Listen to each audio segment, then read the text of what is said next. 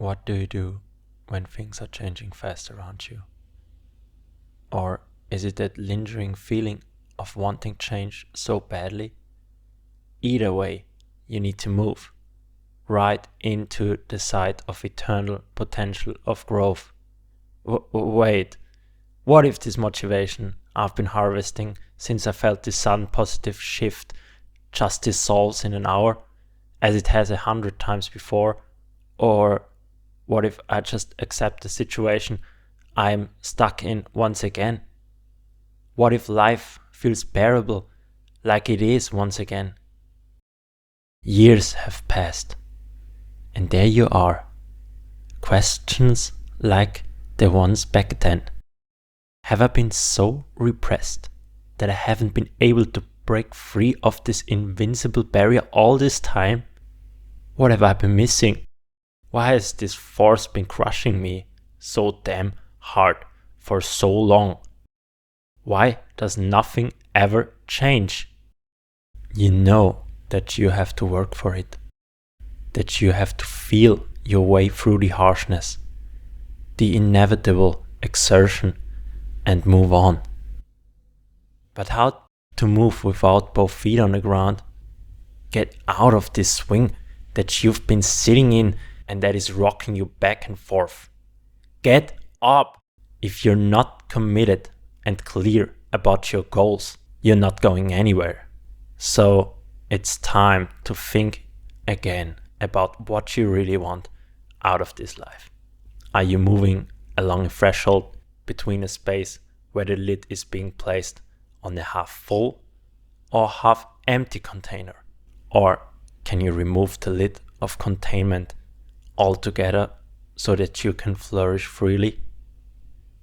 What I mean by that is that you can become motivated to change if you're trying to make an impact on the pain you're experiencing by enabling yourself to move towards a life with less pain. But with that comes the fact that you have to feel it. Your mind has to be free of the suppressing painkillers that you're thinking about in order to actually be able to face the source of the problem and to be in the position of somebody who is able to make a change. So if the pain is not severe enough, the decision-making process of making a change is much harder because there is less need for it. I'm not saying that you have to get into pain to make a change, but I'm saying that you have to make an effort to make a change things for the better. It's like with the injury I got over 2 months ago, being stuck in a cast for 8 weeks with drills in my metacarpal behind the cast and therefore unable to move at all. After they removed all that recently, it felt like I never had a thumb at all.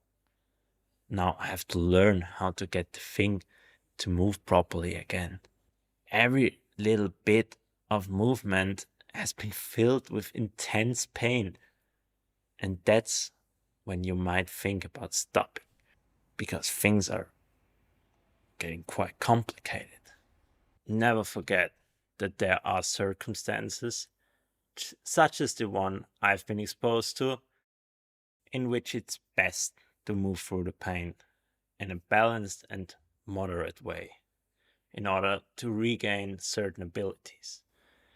If you do not, you risk a lifetime of limited movement.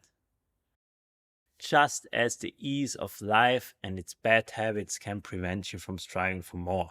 So, as you relearn, you can prepare yourself for the journey you wish to take, unknowingly the paths you may take along the ascent. So, pack your gear carefully and strategically. Don't just throw everything in your bag. Plan carefully for the ascent of life's highest peaks. Understand where your values and strengths are and how often you may need to pull them out of your metaphorical backpack. Think about what will sustain you whether it's a small boost of something or something that makes you last longer. As you're getting more experienced on the way, you'll be able to rethink items you might need and ones which are just unnecessary burdens that hold you back from your peak performance. Because in the end, it's about that.